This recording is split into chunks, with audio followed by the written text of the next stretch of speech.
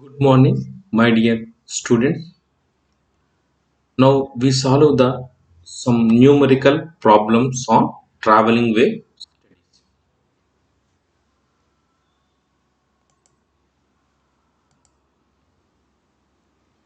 Example: an overhead transmission line having a surge impedance of 450 ohms runs between two substations A and B. At B, it branches into two lines C and D of surge impedance 450 ohms respectively.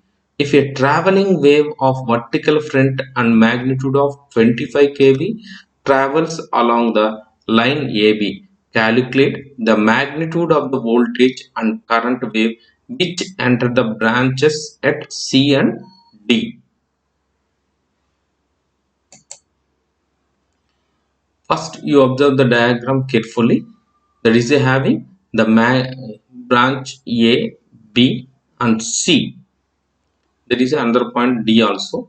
They given neatly having a surge impedance Z1 is called 450 ohms. The incident voltage, how much the incident voltage they given clearly 25 kV. A and B at B branches into line C and D of surge impedance 450 ohms. B to C having the surge impedance is 400 ohms.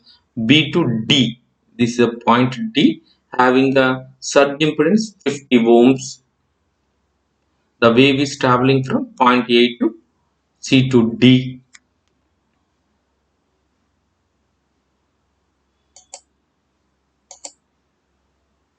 So they given in given data incident voltage E1 is equal to 25 kV, that is equal to 25 into 10 cube.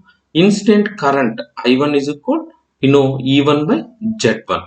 So what about the Z1? They given clearly Z1 is surge impedance 450. The incident current is 55.6 amps. 55.6 amps.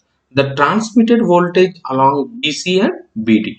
The transmitted voltage already we derive the formula for transmitted voltage, that is equal to 2E1 by Z1 by 1 by Z1 plus 1 by Z2 plus 1 by Z3. Already we derived this transmitted voltage formula. Substitute all the values. E1 is equal to 25 kV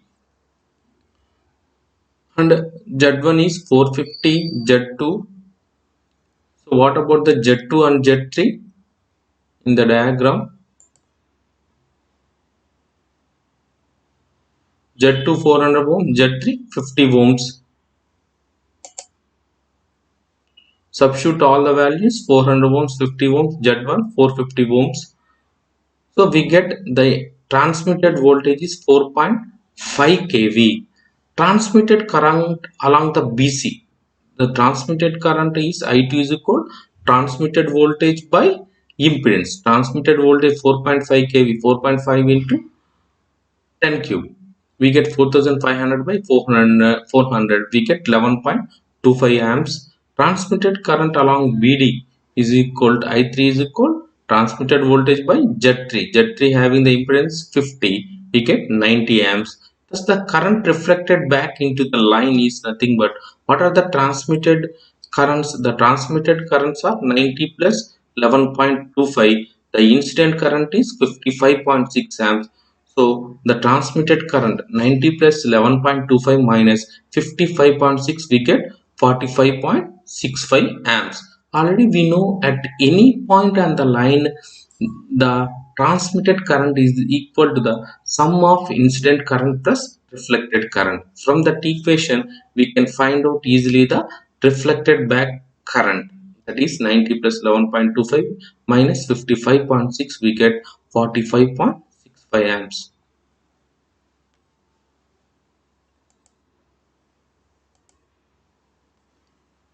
Another example, a rectangular surge of 100 kV and 20 microsecond duration travels along a line of surge impedance 500 ohms and 100 km long with a velocity of 3 into 10 power 8 meter per second towards the end of the line, which is terminated with a 0.02 microfarad capacitor.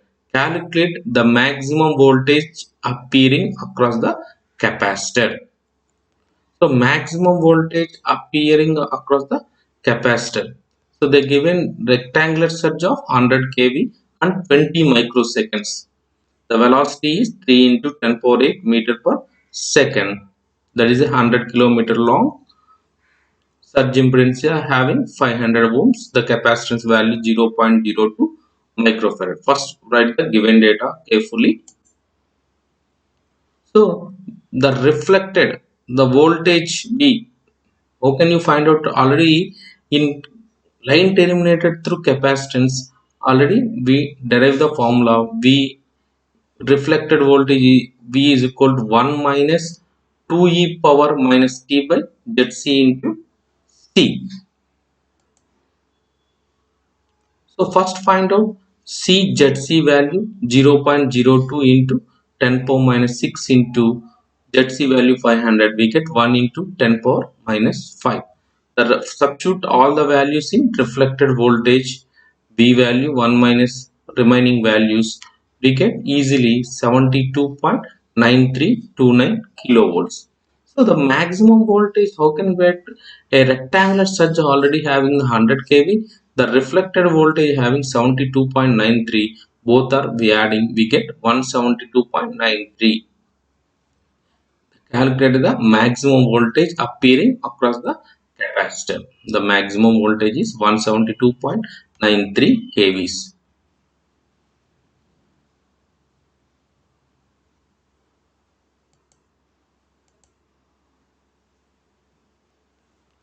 A step wave of 110 kV travels through a line having surge impedance of 350 ohms. The line is terminated by an inductor 5000 microhenry. Find the voltage across the inductance and reflected voltage wave. So voltage wave magnitude they given 110 kV, surge impedance Z0 is equal to 350 ohms, inductance connected 5000 microhenry, time duration they given how much? So that given the time duration t microseconds, we don't know. Then the voltage across the inductance is already we derive when the line terminated through inductance V of t is equal to 2V dash E into minus Z naught t by L. Substitute all the values. So we get 220 into e power minus 0.070 kVs. So reflected voltage, substitute all the values, we get 110 of 2 e power minus 0.070 minus 1. Here they not given t value, so the output in terms of the transmitted voltage or reflected voltage in terms of t values.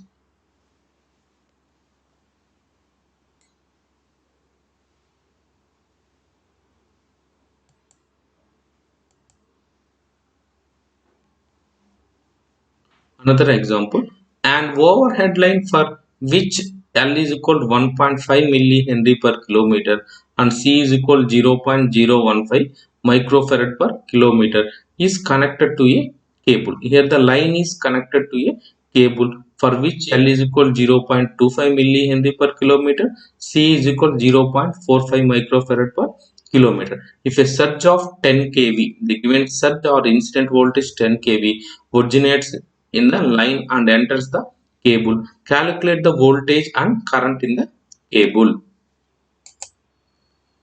So ZC1, which is the line characteristic impedance, already we know the characteristic impedance ZC formula root L by C. So in overhead line, the inductance value 1.5 into 10 power minus 3, capacitance C value 0.015 into 10 power minus 6. We get characteristic impedance 316.2278 ohms. So the line is connected to a cable, same ZC2, characteristic impedance of cable. ZC2 is equal to, what about inductor? 0.25. 0.25 into 10 power minus 3 by 0.45 into 10 power minus 6 root of. So we get 23.5702. So we finding the surge impedance of line, surge impedance of cable. Original current in the above overhead line I is equal E by ZC1. So what about they given incident voltage 10 kV, 10 into 10 cube by ZC1 value 316.2278. Substitute, we get the current 31.6228 amps. The voltage in cable. So the voltage in cable means line is connected to a cable. When the wave is traveling from line to cable, at the junction point, the wave is partly transmitted, partly reflected. When the transmitted arrays, definitely that multiply with transmission coefficient. When line is connected to a cable, what is the transmission coefficient? 2 ZC2 E by ZC1 plus ZC2. Here 2 ZC2 by ZC1 plus ZC2 is the refracted coefficient or transmitted coefficient. 2 ZC2 by ZC1 plus ZC2 is the transmitted coefficient that must be multiplied with incident voltage.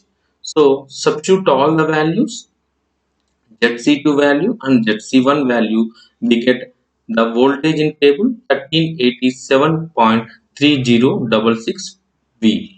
Current in a cable, we can easily find out in the cable the ZC2 value is 23.5702. So voltage in a cable 1387.3066.